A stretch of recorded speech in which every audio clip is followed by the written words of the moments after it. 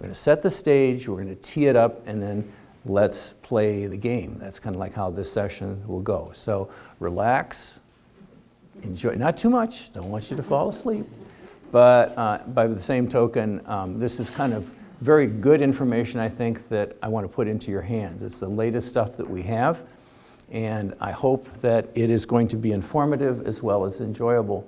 So we're going to talk about the big picture first. We're going to talk about that big picture, dynamics of population, how does it fit? And we're going to make a case for caregiving in general, how it looks, what are the dynamics in that.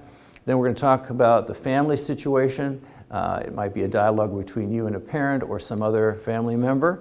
And lastly, those are the resources. Family caregiving in our society is an extraordinary gift, because the value of this in terms of just dollars and cents matches almost the output of Walmart.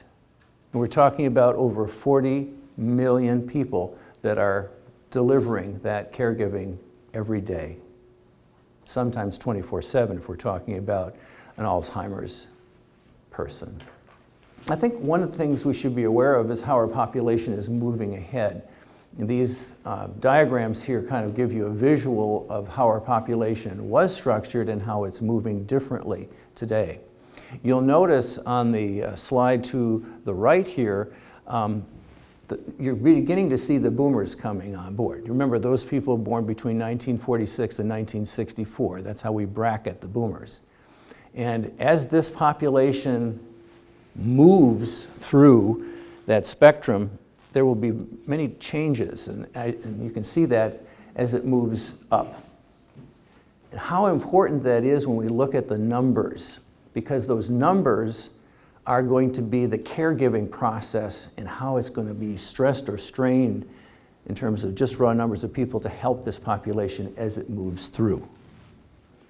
So we're talking right now that in terms of the ratio of caregiver to patient or caregiver to person, it's about 7-to-1 and it's declining. And so the critical point here is that as we're going through the most needy time, and that those are people in their 80s and better, for healthcare delivery and caregiving, the number of people to back us up is going down. That's what's important to see in this particular slide. This is not just here in our country, but it's worldwide.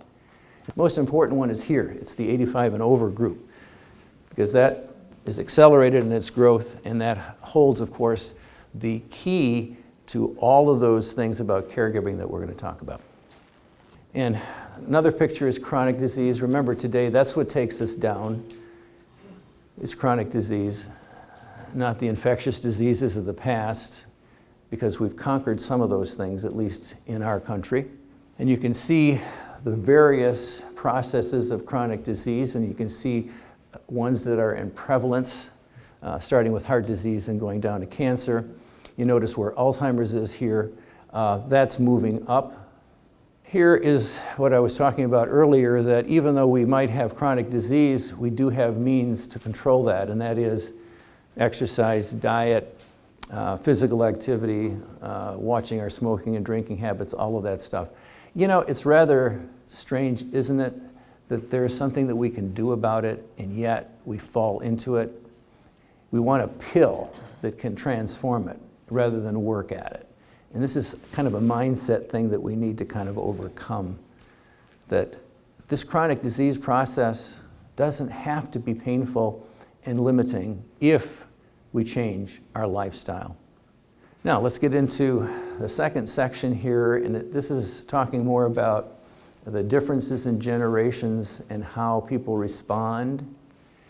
And we can say that a lot of people want to stay home and be cared for at home and grow and develop at home.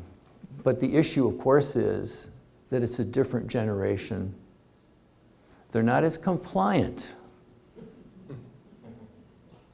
What does that mean? It's a challenge for the caregiver if they're going to fight you.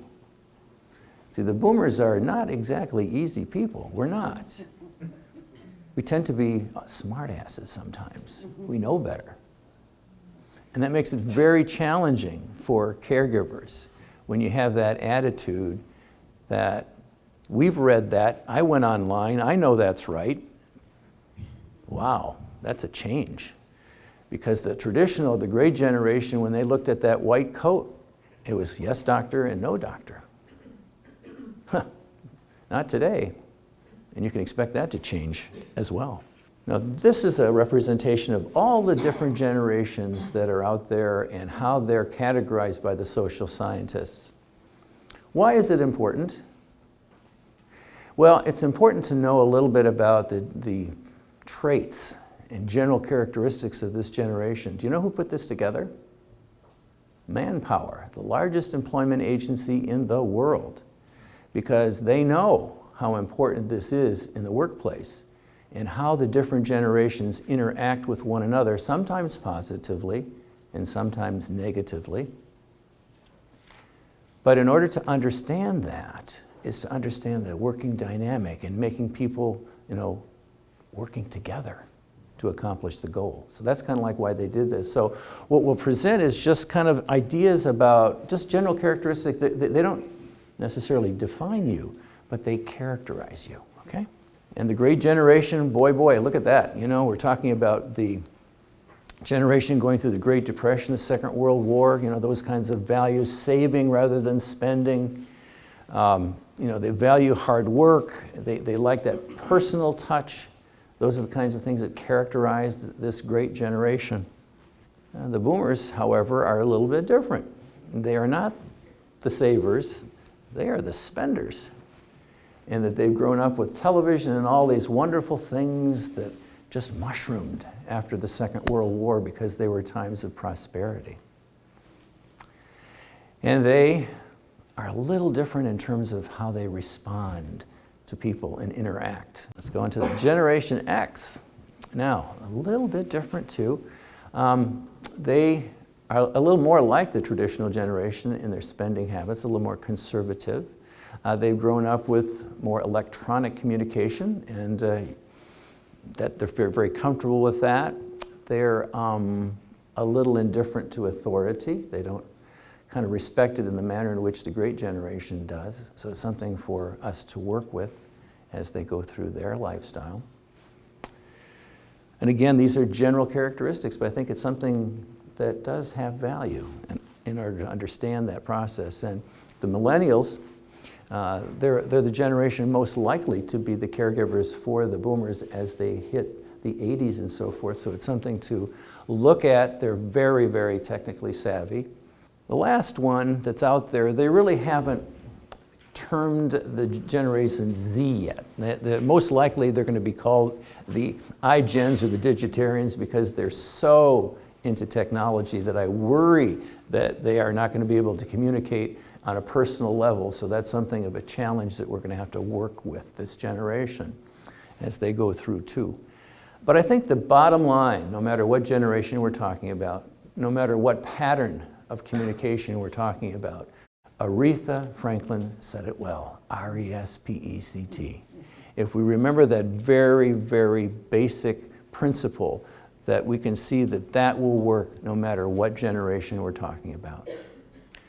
Today, the average caregiver is a 49-year-old female who is engaged in the workforce and has dependents or children. That's the average caregiver. And the typical caregiver age range now is between 45 and 49, but that's the average if you take a snapshot. So there's also been a shift from rural to urban America, which of course isolates generations, and you find that the people that are left in the rural areas are more likely to be the older generation rather than the younger generation. Mary Alice and I were talking about how care has changed so much.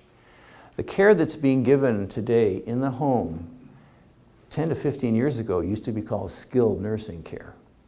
But today it's being done by people in the family, whether that be IVs or ostomy or whatever it is. They're doing that care in the home for a different generation. But the important thing is, on the right-hand side of that slide, it says that over 60% of them learned it as they were moving along. They weren't given the expertise that they probably should have had, so they're sort of learning as they're going along. What should be the case, of course, is we should have that expertise before they are sent home, and people should be kind of comfortable with that. But that's not the way it's happening today. When we said 40 million people, over 40 million people are family caregivers, we're talking about 34 to 35 million that are taking care of people that are older. And those 10 to 12 million people are taking care of people 50 and under, especially those with special needs children. So again, something, that total picture of care. Roughly 75% of family caregiving lasts about 5 years, and the rest, 25%, are more than 5 years. You can see here that the family caregiver provides about 25 hours per week, and if it's a spouse, it's much more like 45 hours per week. There's a dynamic in care, and I want you to see this as not necessarily 7 solid things that don't move. There's a great deal of dynamic here in terms of care. So one begins caregiving, in a sense, kind of casually, taking care of the groceries, doing certain tasks around the house. And then it soon develops into something much more involved and complicated. And again, you're kind of invading somebody's space, so there's some give and take here that you should see as people progress in caregiving. And so as more is demanded of you, that you're going to have to make an investment. You'll reach a point where you will have to bring in professional assistance to assist your efforts. And again, that's going to cause some difficulties in family dynamics, because some people just don't want anybody other than family messing in the house. It's very frustrating for caregivers in the family to deal with this. So know that this is a very dynamic, fluid situation as you move from less intense care to more intense care, to more formalized care, to institutional care. So that's what these steps kind of have in them as you approach that avenue. A lot of times there's almost a knee-jerk response that some of the medical providers have when they have a patient come in with their family members. They say, well, you should talk about assisted living, almost before they've even talked about in-home care or talked to the person about what they would want. And remember that the medical community isn't exactly as knowledgeable as one would hope they are in terms of geriatric care. It's not taught very well, sometimes not much at all. And so they're not aware of the other various avenues and approaches in the community. And so when we talk about assisted living, it might not be the most appropriate, and certainly it might be one of the most expensive routes that some family members cannot afford. So again, knowledge here is important as a caregiver. That's why we're kind of spending a little time talking about some of the options, which we'll talk about as we move through. Also, and I'm just going to have one slide on this, these are the paid caregivers. These are the professional or whatever caregivers. And so know that there are over 4 million paid caregivers. They are nursing home health aides, they're nursing assistants, personal care aides, and all that stuff. Rock solid. And again, we have difficulty finding people to fill these roles. And maybe the reason why we find it difficult is because we don't value them.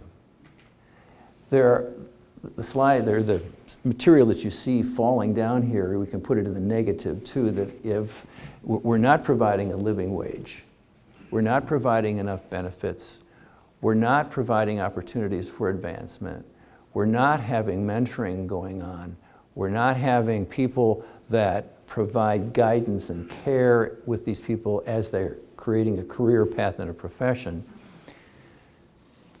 That's why it's hard to find people to fill these roles.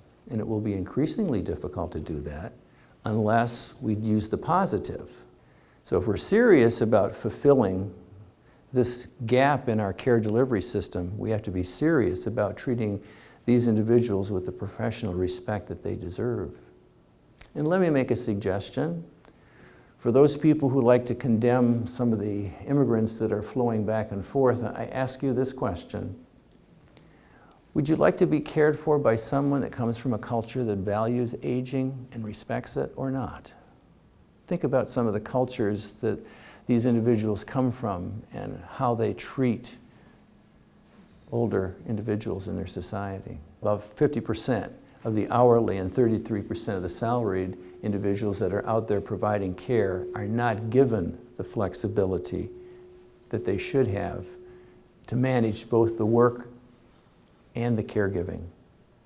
And it creates huge strains on people.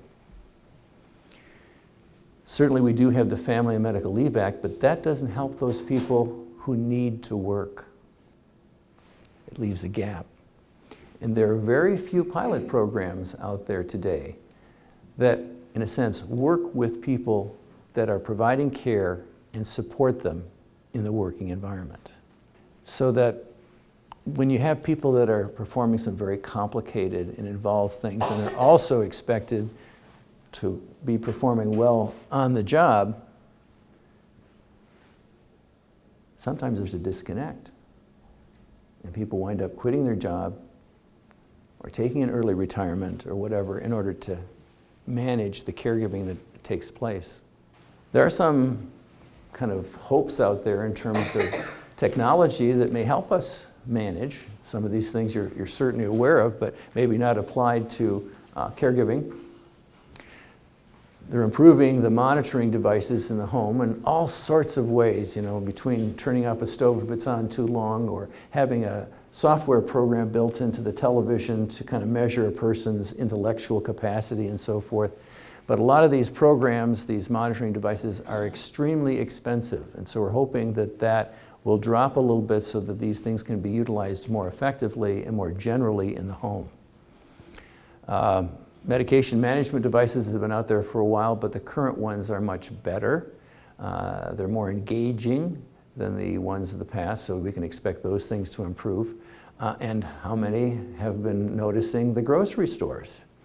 They're providing online shopping assistance. Uber certainly is providing transportation that was not there before. We will forget about what happened in Kalamazoo temporarily. But nonetheless, that is an important development too in terms of getting people around, because transportation is a significant area of need. There's all sorts of new services that are coming online in terms of home maintenance for people that need that, and of course, online healthcare, whether we talk about telemed or whatever, those things will be coming on board, hopefully helping family members who are caring for people to understand the dynamic of their care and to do a better job of that care. There's the CARE Act, which is an act to, in a sense, enhance the work of the caregiver in the family and make them part of that medical team, work them in. This map shows you what states have adopted the CARE Act, those that are thinking about doing it, and those that are still sleeping. Here's an interesting finding. Over 80% of physicians are not adequately prepared to treat individuals with Alzheimer's or dementia, and that about 25% of them are not very sophisticated in handling multiple chronic diseases. This is something that we need to improve in our medical education in order for those physicians to be a little more expert in that area. And one thing we have to protect, of course, is caregiver burnout. Very important. Because the better the quality of the caregiver, the better the quality of care. And of course, depression is linked very closely with caregiving at all levels. Okay, one of the things that has not been done yet is we haven't taken a careful look at caregiving generally, nationally. And these questions are questions that have yet to be answered significantly enough. Who assesses the caregiver? It just happens? How are they doing? How are they managing these skilled nursing tasks? Good, bad, indifferent? Are they able to continue to provide care? When I talk to medical students, I often say Are you looking at the caregiver behind the patient? Are you looking at the changes that you see in that person? Because they're part of the process too. And if you see something, you need to kind of intervene here to ask them at least how they're doing and can they manage? And are they aware of, are they skilled enough to handle the balance of the care plan? And they sat me down and said, "Pops, we need to talk about aging in place." And I said, "Aging in place of what?" See, there's a little gap there in terms of what we're talking about. Parents may base their decisions in healthcare on independence and comfort, where the adult children may be more concerned about the parents' health and safety. And you can see that if they're not on the same frequency, how it's going to be a little bit difficult for them to be managed. And think about what we said about differences in generation. If you think this generation, the great generation, is going to be tough to manage, just wait. The fun is about to begin. So, in terms of resources, AARP has some great resources, and their caregiving center recommends, when you kind of get into this caregiving thing, to kind of have a conversation about what you would want to happen well in advance of the crisis that might happen. And so to take advantage of those times in life where we're going to think about that. So the adult child, in a sense, talking to the parents about what would you like? How would you like to see this go? There are a number of advanced directives, there's the wills, there's all of that stuff. But it also says, what would you like to happen? How would you like this to go? AARP provides a couple of devices here, and that's, you can map it out, what needs to be done. And caregiving can take a variety of forms. Sometimes you're a long-distance caregiver. Be prepared for guilt trips. A spousal caregiver, we talked about, much more involved, many more hours, and it's intense. The working caregiver, we talked about the average caregiver being a 49-year-old female in the workforce with dependents. And then the sandwich generation, which we have today, you're taking care of kids and you're taking care of parents at the same time. It's important for the caregiver sometimes to take a break, to get away. That's what respite's all about. This is a great resource under the agingcare.com. This comes from that same resource. Look over here in the blue. And this is when, these are flags. When you think somebody needs some help. If you look at the categories, the physical things start to change a little bit. The home environment, things aren't quite what they were. The emotional overlays that are kind of unusual, out of character. Some of the cognitive things that are going on, and a variety of other issues. Gets into a little bit of the advanced directives, but in a kind of a positive way. And let's just kind of read through from top to bottom so that hopefully you can see it on your copy. These are the 5 wishes, and I think they're kind of simple, but they're very impactful when you hear them. The person I want to make care decisions for me when I can't. You can fill in the blank. The kind of medical treatment I want, but most importantly, what I don't want. And of course, the dynamic when you get into the caregiving stuff and when you take the steps to provide the care, something, it ain't going to go so well a lot of times. It's going to be very difficult. How to express this? You're dealing with adults, not children, and they're adult people, and they know what they want. And so it's going to be sometimes very difficult to bridge that and to say, there's something that needs to be helped here, but I'm going to listen to you, but I think you kind of need some help. And that process of articulating and the dialogue and the communication is the foundation of good caregiving. Let's say that there is a system out there under the Older Americans Act You've all heard about Meals on Wheels, right? I hope you have. And that's part of this whole initiative that started in 1965. In addition to the meals, there's a whole set of services that are out there and a whole set of services that are there for caregivers. And you can see just how large a picture that is. The area agencies in this case, because I'm a director of one of those 629, we have 6 in our state that provide that service. And we'll explain what those services are. There's the 6. Okay.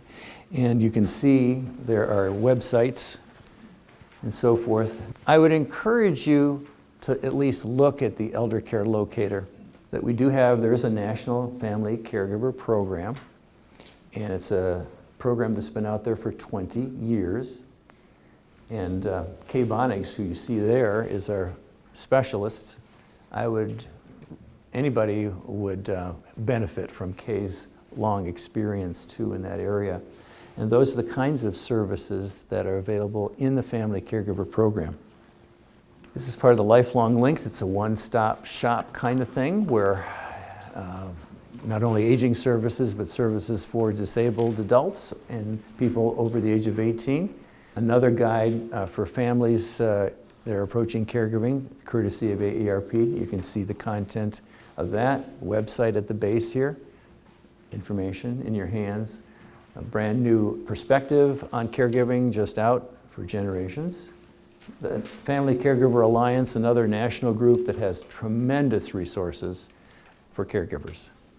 And I did it. So, thanks.